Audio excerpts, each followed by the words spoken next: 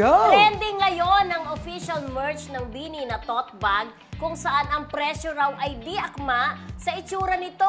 Di ba nga kasi last time, marami ang na-excite kasi sa pagbubukas ng selling nito kaso tila disappointed din ang ilan. Say kasi nila, mas maganda pa raw yung pinamimigay ni Mayor na bag kahit may tatak.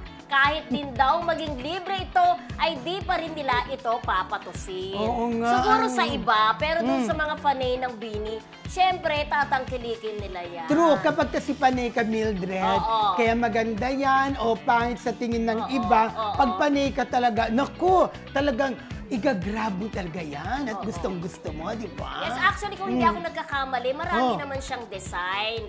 Nakita ko kasi sa online eh. Hindi ko alam kung ano kung legit na merchandise ng ano yon ng Bini. Pero itong pineflex ng isa si Bini, ano pangalan niya? Maloy. Yung pineflex kasi niya para daw may pagkakahawig sa itsura ng isang yung garbage bag ba? Eco bag na kulay itim. Na ginawa na nilagyan lang daw ng ng hawakan ay naging bag na. Kasi ayan bakit cute diba? Naman na.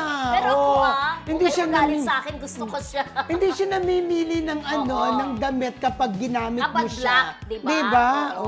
Tapos, ganda. talagang minomodel nga niya yun na meron nga siyang nakalagay na pwede daw siyang pan-shopping bag. Tapos pwede raw siyang pamalengke kasi malaki siya eh. Useful siya, marami siyang paggagamitan. Pero alam mo naman ng netizen, ay hindi natin talaga napi-please, di ba? True, It's so hard to please everybody. Kaya yon nabash na kahit daw ibigay sa kanila ng libre, ay hindi daw nila kukunin. Ay, sobra naman yon. Ay, naku, bigyan niyo po kami dito. At bonggang-bonggang tatanggapin po namin yan, di ba? Pero nasilip ko yung price. Parang hindi naman ganun kamahal. How much? Parang reasonable naman. Hindi ko alam kung totoo Basta hindi ko sasabihin yung presyo, pero parang affordable naman. Pero teka, dun sa bag mismo, may picture ng Bini. Wala, parang plain lang siya. Plain lang siya.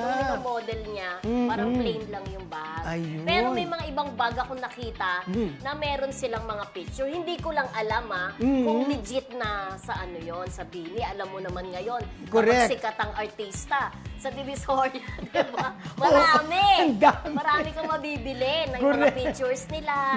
Tapos binibenta. Kahit naman nung 80s na uso yan yung maski picture. Maski sa Mildred, naalala mo, maski doon sa mga chichirya dati, nilalagay ang picture ng mga artista, diba? Kahit sa notebook o sa damit, diba? Basta sikat. Yes. Diba ang BTS sa Pamaypay, even Bini, sa Pamaypay marami, diba? Pero hindi natin alam kung legit ba talaga na merch nila yun. Correct. So talagang ganon. Pero kung may hindi natutuwa, meron din namang na ina-appreciate. Yes, sobra. Lalo na ang mga supporters ng Bini, di ba? Correct. Hindi na rin talaga nawala ng kontrobersiya ang Bini, di ba?